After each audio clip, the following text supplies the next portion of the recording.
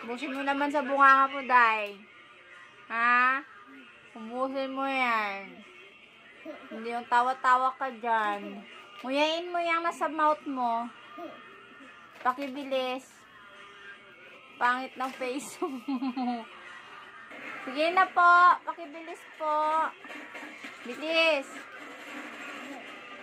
Yung kanin sa mouth mo, mamaya mabulunan ka dyan. Ang pangit. Alam nakakatuwa. Akin na nga yan, yung bread pan mo. Ganyan yung mukha mo. Oo.